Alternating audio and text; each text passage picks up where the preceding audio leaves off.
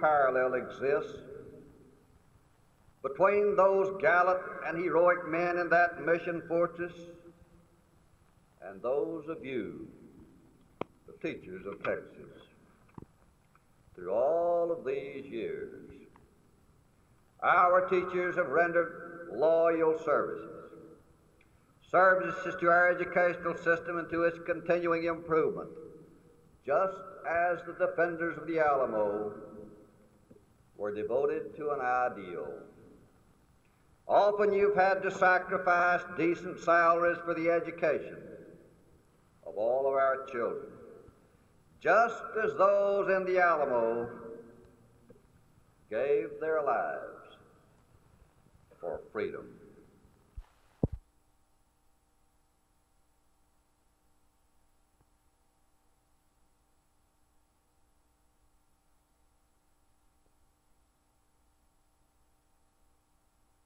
For the record, and I was grateful, of course, to your president for bringing this out, I've never opposed nor voted against any proposed salary increase for teachers in the years that I've had the honor to serve as a public official in the legislature, and this has been a great many.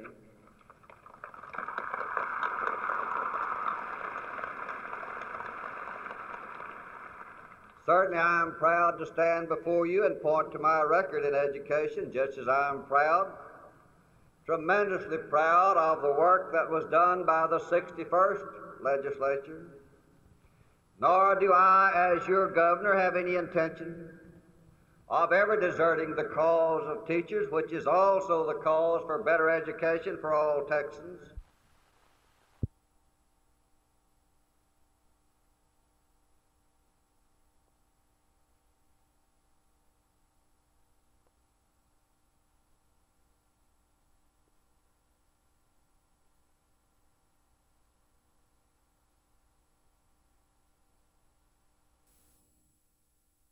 I think doctors are fairly well convinced, or apparently they're convinced, that the lunar surface is sterile of any germs that might have been brought back.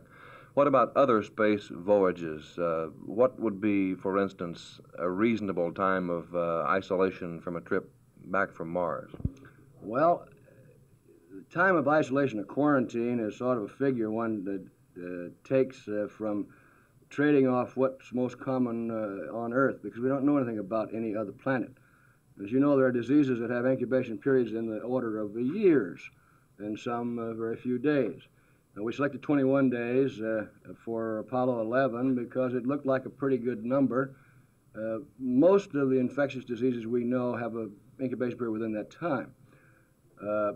If you're talking about a Mars voyage, the return trip from Mars, unless we use pretty good accelerative forces and get out of minimum energy trajectories, and this is difficult, is in the order of anywhere from 100 and some days to almost a year.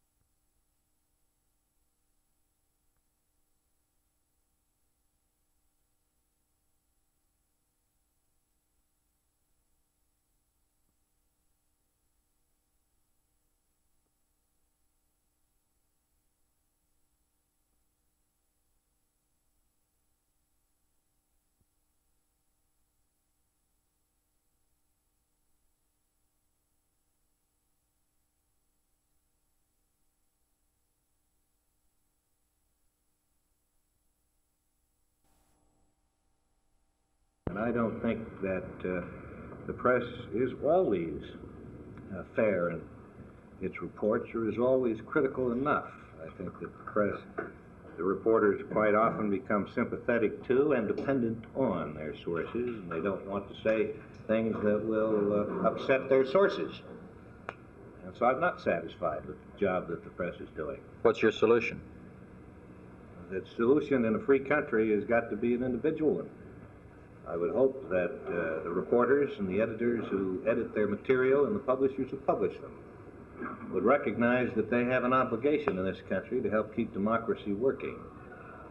I would have to say to them that if the press doesn't seek out the injustices in our society, and if society doesn't correct those injustices in the evolutionary way that we've been doing it over the years, that we may wake up one day and find somebody correcting these injustices for us in a revolutionary way.